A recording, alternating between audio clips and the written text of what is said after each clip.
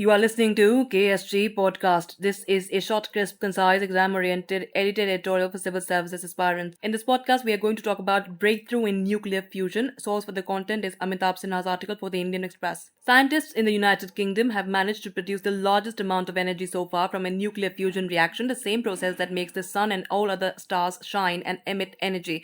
This result is being seen as a major breakthrough in the ongoing global efforts to produce a fusion nuclear reactor. All current nuclear reactors are based on the fission process, in which the nucleus of a heavier atom is split into those of lighter elements in a controlled manner. This process is accompanied with the release of large amounts of energy. Fusion is the opposite process, in which nuclei of relatively lighter atoms, typically those of hydrogen, are fused to make the nucleus of a heavier atom.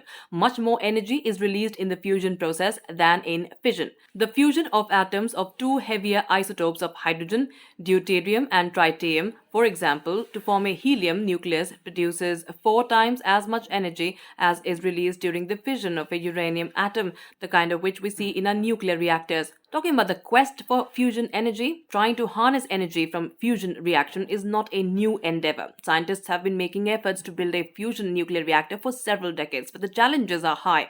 Fusion is possible only at very high temperatures, of the order of a few 100 million degrees Celsius, the kind of temperature that exists at the core of the sun and the stars. Recreating such extreme temperatures is no easy task. The materials that will make up the reactor too need to be able to withstand such huge amounts of heat.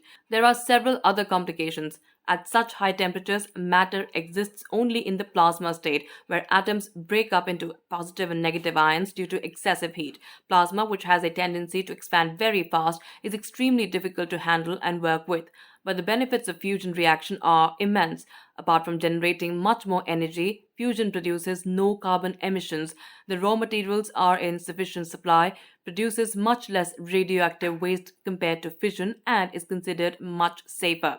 Over the years, scientists have been able to draw up the plan for a fusion nuclear reactor. It is called ITER, International Thermonuclear Experimental Reactor, and is being built in southern France with the collaboration of 35 countries, including India, which is one of the 7 partners, alongside the European Union, the United States, Russia, Japan, South Korea, and China. Several small-scale fusion reactors are already being used for research. The one that produced this week's new record in energy generation is based at the Culham Centre for Fusion Energy, just outside of Oxford in England. During the record-breaking experiment, the reactor produced 11 megawatts of energy over a 5-second period. Now, talking about the ITER project, fusion is considered to be the future of energy. It is supposed to liberate the world from the perennial quest for more and more efficient sources of energy. A very small amount of raw material, deuterium and tritium nuclei to begin with, can produce very large amounts of energy in a clean manner. It is also being seen as an answer to the problem of climate change.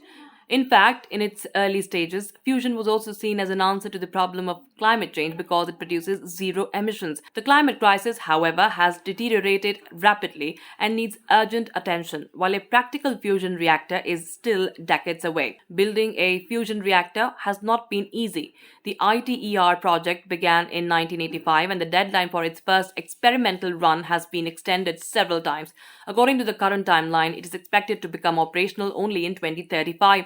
Right now, the reactor is in the machine assembly phase. Over 10 million parts being manufactured and tested in the 7 member countries have to be transported, assembled, and integrated.